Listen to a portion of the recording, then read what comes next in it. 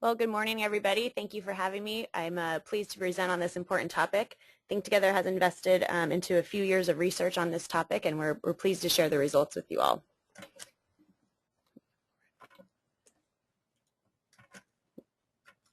Okay, so just to give a brief background of the research and who I am, like Roy mentioned, I'm manager of program evaluation here at Think Together. I'm also a doctoral candidate at the UC Irvine here in Orange County. Think Together actually funds a fellowship to UC Irvine, which pays for all the research that we'll be talking about. We are finishing up the 4th year of research in this project, which basically entails the writing of the dissertation and the various chapters of the research. So we're excited to share it, and we'll mainly be focusing on the first 3 years of research as we talk today.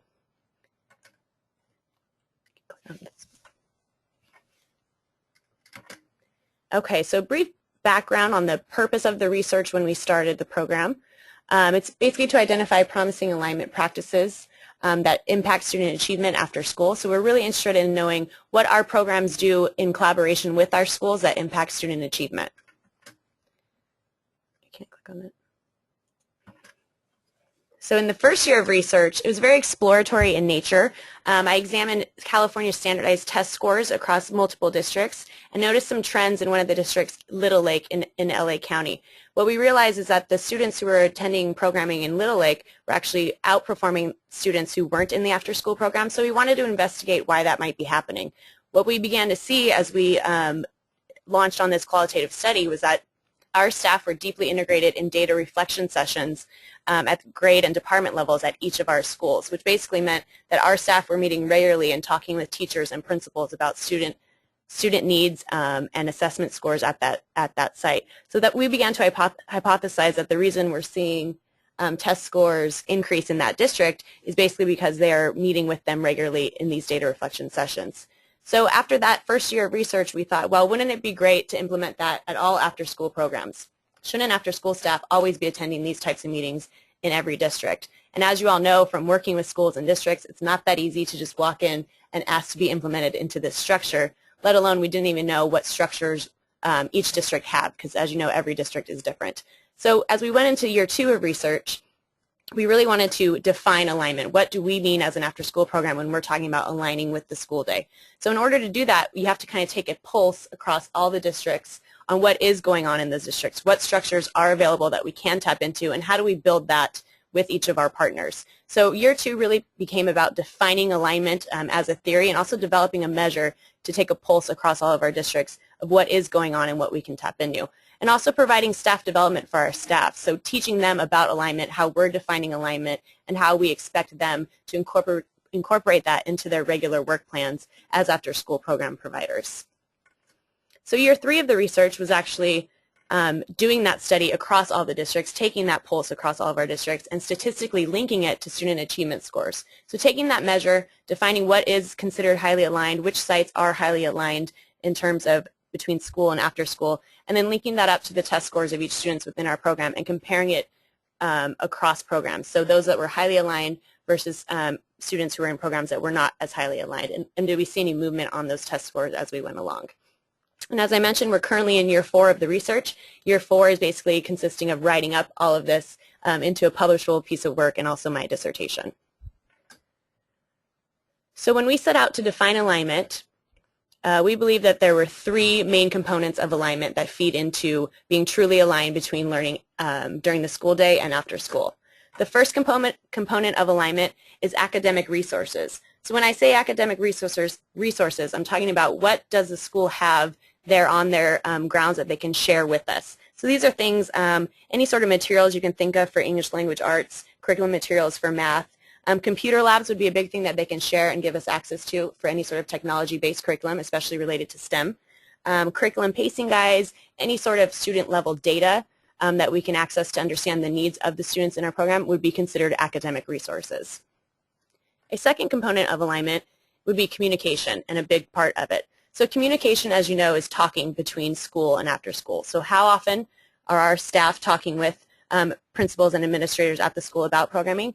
And not so much how often are they talking, but when they talk, what concepts are they talking about? So it's not enough to just meet regularly with a principal, but what are you talking about when you talk? Are you addressing key issues?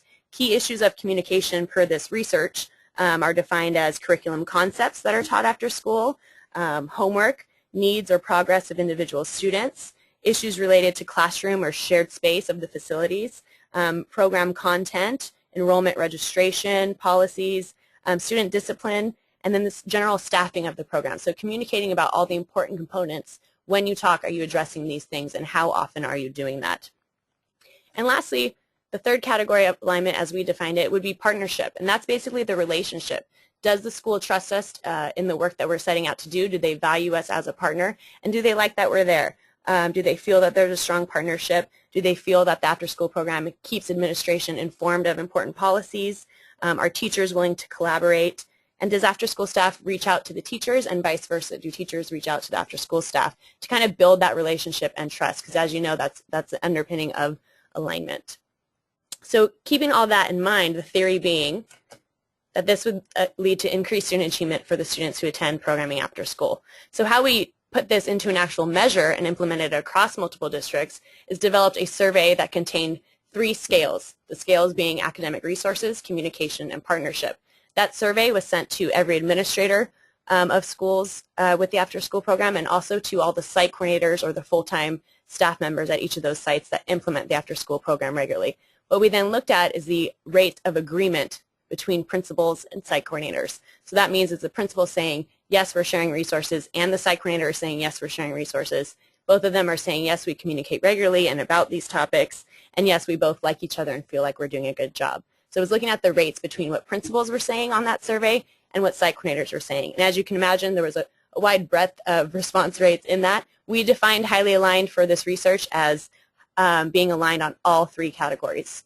So at a site that has agreement on all 3 categories was deemed highly aligned for this research. Okay, let's do a quick poll real quick. Let's do that first one, yeah. So in terms of what we discussed with academic resources, I'm curious to know which of you out there listening actually feel like you regularly share academic resources between your schools and your after-school program, meaning the school is open and willing to share any sort of materials that they have. Let's go ahead and chime in on that poll if you don't mind. It's also okay to say no.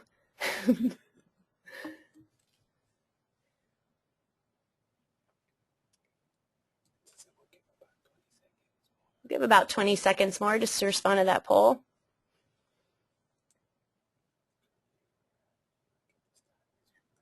Okay.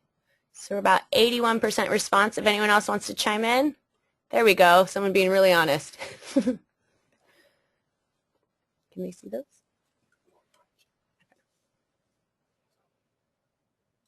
Okay, great. Thank you for sharing. And can we share that with them? Okay. So we're going to share the results right now. As you can see, 58% said yes, regularly sharing academic resources, 5% saying no, and 37% saying sometimes. So that 37% is about spot on with what my research said as well. It's kind of a yes, no, sometimes we share this but not this. We'd like to have more access, but they do share certain things. So that's about accurate in terms of what I found as well in the research. So moving on, this slide that's up right now is actually a very simplistic representation of the statistical measure. And like I mentioned, we looked at it in 2 different ways. So when we linked it up to student test scores, I was very interested in knowing, is it one of these scales that's driving any sort of change, or is it the combination of being aligned on all 3 that drove any sort of change? So we ran 2 different regressions or statistical models, one looking at each scale individually, seeing if there's any difference, meaning if you're highly aligned on academic resources and not on communication and partnership, can you still have an impact on student achievement? Or vice versa? What about if you're highly aligned on communication and partnership, not academic resources? Is there any sort of movement with test scores, or do you have to have all 3? And what we found was that you had to be highly aligned on all 3 before you saw any sort of statistical significant change in scores. And that I did find positive impact on the CST scores in English language arts. There were no significant findings on math, and that's something that I'm exploring in future studies. However, it was interesting to know that you had to be aligned on all 3 scales in order to see any sort of impact on student test scores. So this was kind of validating in the sense that we know that these 3 components of alignment are important, but the fact is you have to be aligned on all 3 before you saw any sort of movement in student test scores. And when I'm talking about movement on student test scores, I'm referring to those students who are in a highly aligned after-school program compared to other students in after-school programs that weren't deemed highly aligned. So the comparison group is within programs, just varying on the level of alignment. Okay, so as we went through the research, and this was under review at UC Irvine, we actually had a professor on my panel suggest, why don't you look at those sites who were misaligned? Is there anything going on there? So same concept, except instead of looking at the rates of agreement between principals and site coordinators, we were looking at the rates of disagreement. So we created a different score for each of these scales. So you can imagine a site that's aligned has the same score. So you have a principal operating at a 10 for academic resources and the site coordinator reporting a 10 as well. For sake of example, if you have a different score of 8, that means one of you is at a 10 and one of you is at a 2. So the bigger the difference score, the more misaligned you are as a site in terms of these 3 scales. So we did the same sort of measure. We looked at each scale individually and then also as a whole to see if there's any sort of changes there. What we found is the reverse of what we found in the aligned sites, meaning there are 2 scales that actually could impact student achievement when you were misaligned. So if you were misaligned on communication, the more misaligned you were, the more negative an impact you had on CST scores in both ELA and math. And then also when you were misaligned on partnership, the more misaligned you were, the more negative an impact on CST scores in ELA and math. So you see here the difference already in that it's touching both subjects and has an impact on both ELA and math, and that it was individual scales that drove more of the change than that overall concept. So you didn't see any sort of statistical significance when we looked at academic resources alone as a scale, but you did on communication and partnership. So this was actually a bigger takeaway of the study because it's one thing to promote alignment and to work with our staff on doing that. It's another thing to talk about the impact of if you're not aligned, you'd actually have a potential negative impact on student scores, which we would never want to see. So this is something we talk a lot about with our program and also our sites as well. Does anybody have any questions up until this point? It's been a very broad and brief overview of the research, trying to keep it simple and in terms that everyone can discuss without boring you with the numbers. Give it 30 seconds, see if anybody types in a question or two.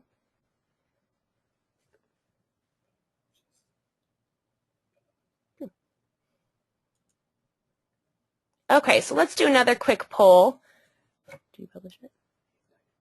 Okay, I'm curious how often you feel you communicate between school and after school. So the question is, does your program communicate with the school day at least monthly about programming and after school?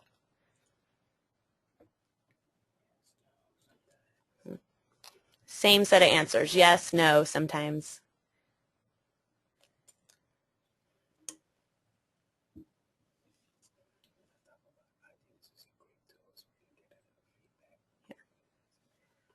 This is a great tool for me to validate the research that I've been doing across programs.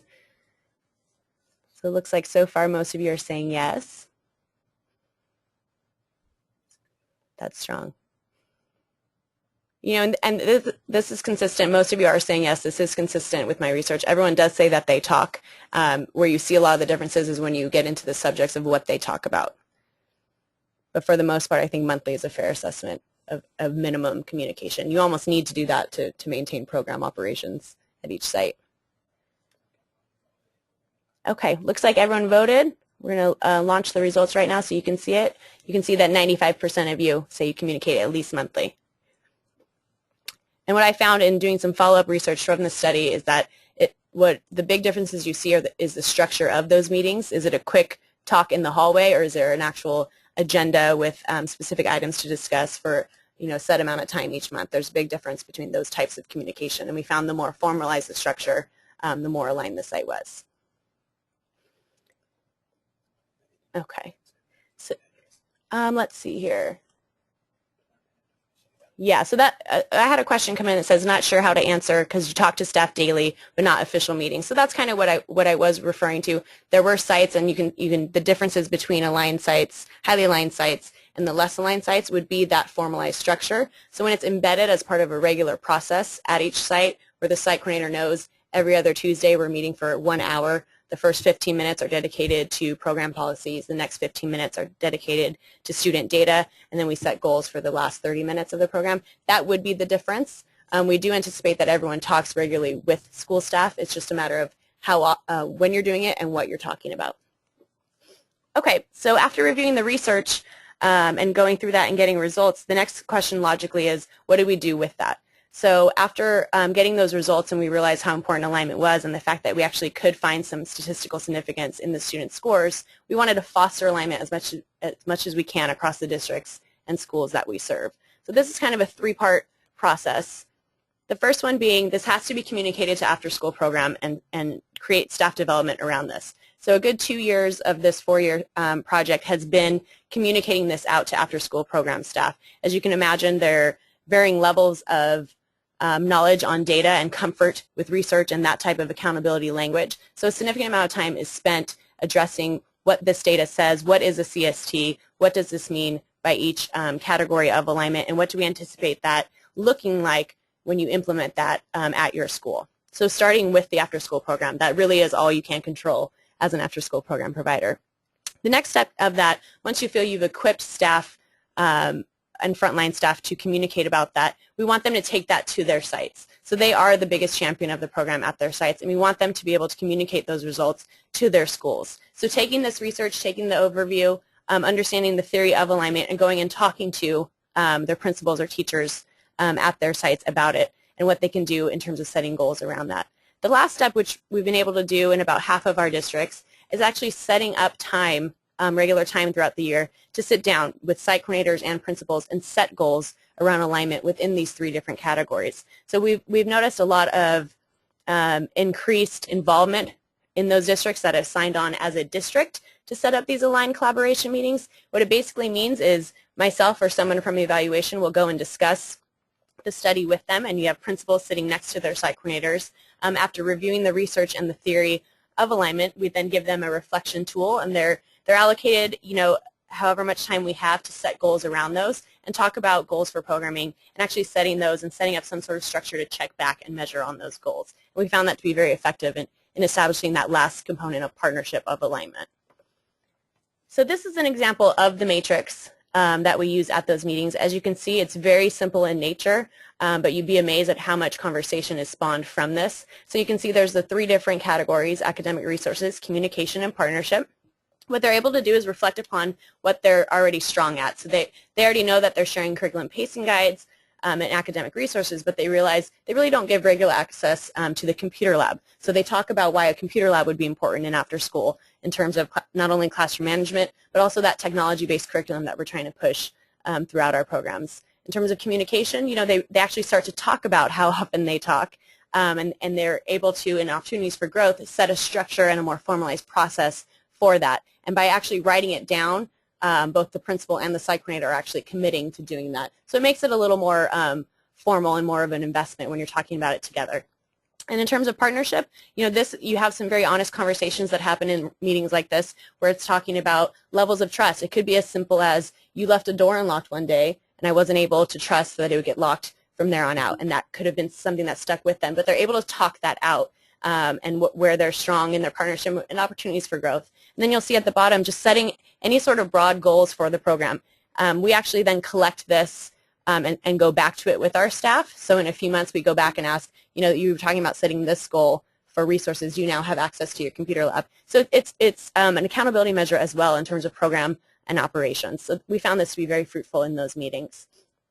Let's have a question here. Could the collaboration be done during PLCs? Absolutely, and that's the type of structure I was referring to earlier in terms of going into a district, finding out what they're already doing. More likely than not, every district is doing some sort of data collaboration already, given this huge accountability era that we're in. So if they already have a structure that after school could simply tap into, that really is the most beneficial way to get in. You're not asking for any more work on their part, except inviting the staff to be a part of that. And then obviously the after-school staff is familiar with which students they serve in the program. So when those teachers begin to talk about students that are in the program, that's when after-school staff steps up and starts taking notes and asking questions about how to enforce learning concepts after school as well. Good question. Okay, let's do the last poll. And that, of course, as you can imagine, is about partnership. So just overall, do you feel you have a strong partnership with your school?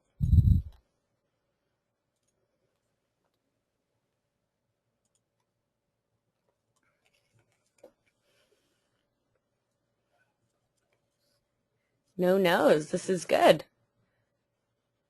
So a large majority of you are reporting yes, which is good to hear.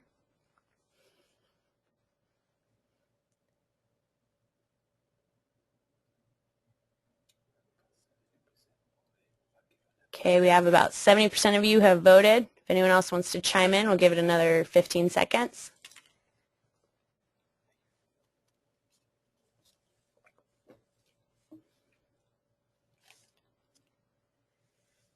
Okay, looks like most of you feel you have a very strong partnership, which is obviously good to hear. It's hard to lay any sort of alignment foundation without that. So 89% of you reported having a strong partnership with the schools you serve. And that is definitely a starting point. We have to like each other. Okay. So lessons learned throughout this whole process, and we're still learning. There's been a few key highlights that I wanted to share. First of all, and most importantly, there's varying degrees of comfort when you're talking about data. So in terms of presenting data, knowing your audience and understanding what they need to be equipped with in order to even talk about it. As you can imagine, after school program staff come with various experiences. Most of them are recent college graduates or paraprofessionals. A lot of you probably actually work with part-time staff members that aren't there full-time at the school site. So you have to understand that you have to explain the huge accountability structure that schools operate in. So this is part of the process. Principals and teachers, we found, and as you know, speak data in terms of driving test scores, API, AYP, everything that they're held accountable for. So understanding that when you're delivering this, especially to after-school program staff, is important. You don't want to scare them off as well. You want to build their confidence and make sure that they're equipped to have discussions at their site level. Because at the end of the day, it comes down to them being able to effectively communicate what they're there for in the after-school program. Also, there's different experiences with principals and teachers. There's principals who are completely data-driven, want to see the numbers, want to see the data, won't even really talk to you until you have all that. So being able to equip after-school program staff with the numbers that you've collected as an after-school program, or even just presenting research that you know about in the field, is a foot in the door for most principals. And as you can imagine, communication is key, both at program and school levels. So talking about this regularly in your after-school program staff, making it something that you check back into and not a one-time staff development meeting, making it be a regular part of your structure. So at each staff meeting or at each collaboration meeting that you have, even within your program, allocating even just 10-15 minutes to touch upon alignment. What have you done? Since we last met, we talked about these strategies, A, B, and C. How many of you have implemented those? How did it go? Talk about the challenges, celebrate the successes, and move forward so that it's actually an evolution of a process as opposed to a one-time meeting. Also allocating time to collaborate with principals. Make sure that after-school program staff understand the importance of regular structured communication and really push that they have that established at their site level. So I found in terms of talking with most of the after-school program staff here at Think Together, the biggest thing for them was just planting the seed with their administration at their sites. They were actually an invested partner in promoting student learning after school. For the most part, we've learned through principal surveys and teacher surveys, they're happy to have us there, but they don't fully understand our capabilities in terms of promoting learning after school. So just getting the foot in the door in terms of expressing that we are invested in student learning and we're capable of doing it with their guidance and expertise in setting up alignment structures and how to best do that after school has been the biggest challenge. But once you get in that door and that they see us as a valued partner and an equal partner in student learning, that's when you see the alignment start rolling out more fluidly.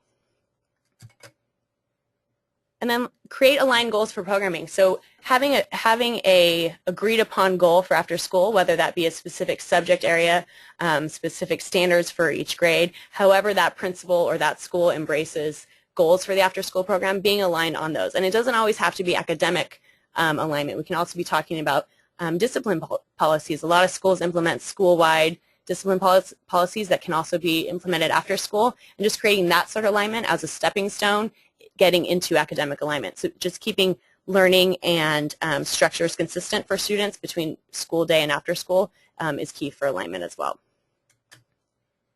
Okay, so any questions on this so far? On the research in general or any of the strategies we've discussed? Okay, I'll give it another 15 seconds if anyone wants to type in any questions.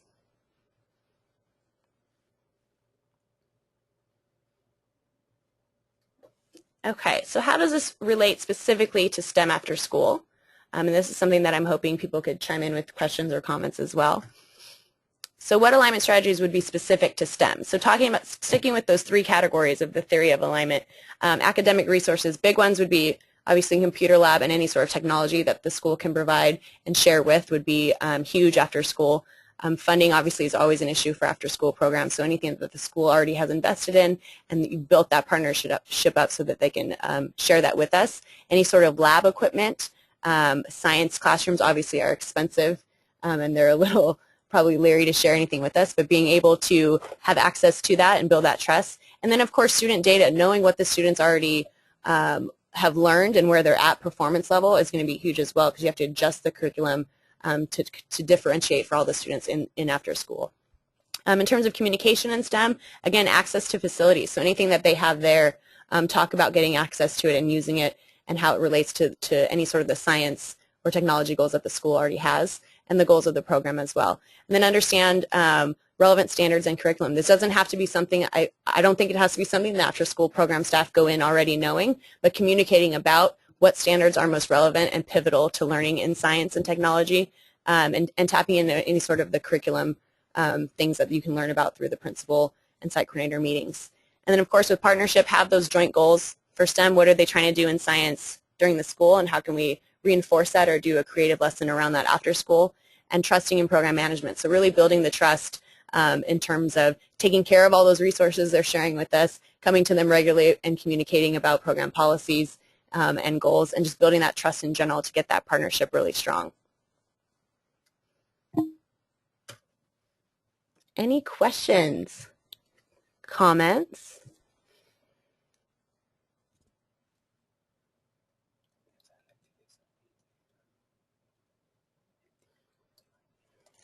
I'd love to get any sort of feedback on how, especially specific to STEM or your personal experience with after school, any successes or challenges you've had in terms of aligning.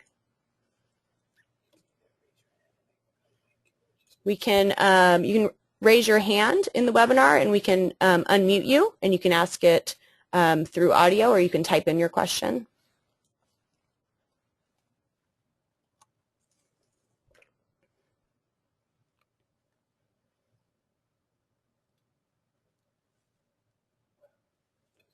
Give it another 30 seconds or so.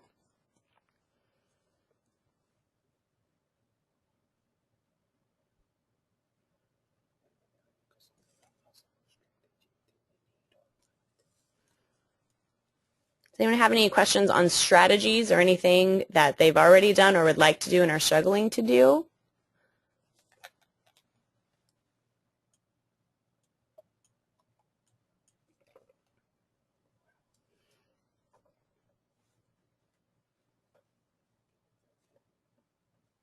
Okay, we'll give it one more minute.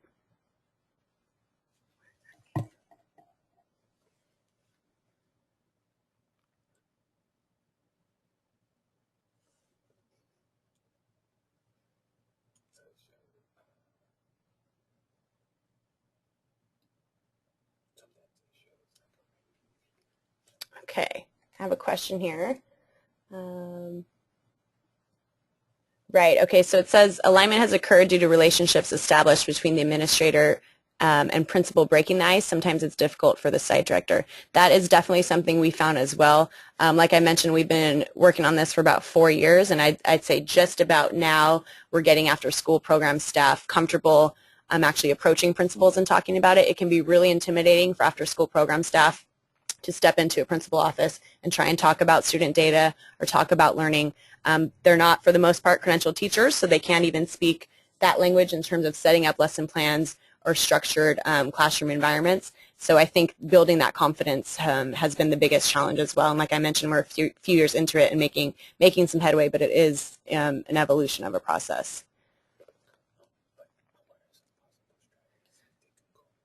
So the biggest thing also, getting back to that, has been getting the district on board as a partner and setting up those meetings where the principals and the site coordinators are talking together. And actually, an example of that would be the after-school program hosting a meeting or plugging into an already existing meeting, like a monthly staff meeting. There's been situations where I will go along with other chief program people here at Think Together, and we talk about alignment and talk about what we're hoping to do with that. So having that kind of backbone of support of the program administrators in addition to that site level staff sitting next to the principals. So showing support on both ends and making it more of a team effort than something that's intimidating for the staff to walk in and do.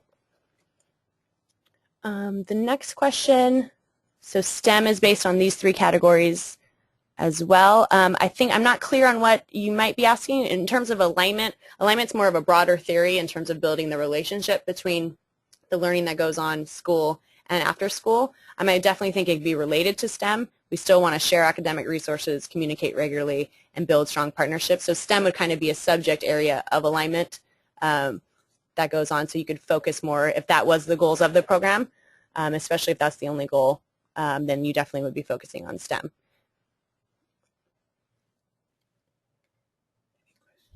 Any other questions or comments? I'm happy to share anything, more details about the research. Like I mentioned, I kept it very broad as to not bore you with numbers and figures.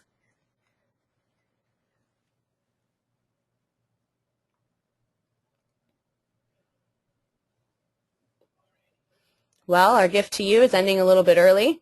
Have a wonderful Wednesday, everybody. Thank you for being here. All right, thank you everybody for attending the webinar. And as we mentioned, this will be archived. So we will, once the OC STEM website is launched, which will be happening anytime soon, you will have access to all of the prior webinars as well. So this is the 3rd webinar in a series. And please feel free to email me if you have any questions. My email is rlee@thinktogether.org if you have any general questions. And if you would like to ask any further questions for Tracy, it is currently on the screen at tbennett@thinktogether.org. And please feel free to just, if you have some strategies, I went through this, what next steps do you think I could be taking? Or even if you have any program evaluation questions, what is the best way do you think that I could go about surveying my kids or my staff or the administration or the district side? So there can be a variety of questions that you may want to target. I think one of the key lessons is to not also try to bombard everybody with a whole bunch of questions at the same time. So you do want to be focused. Keep your target audience in mind and what your goals are. And surveys can be daunting. So the shorter they are, but you still have to be very concise on the information that you're trying to collect. So if you need any support in that area, please feel free to contact Tracy, and she could help you with that. So with that being said, I thank everybody for attending this webinar, and please have a great rest of your day. Thank you.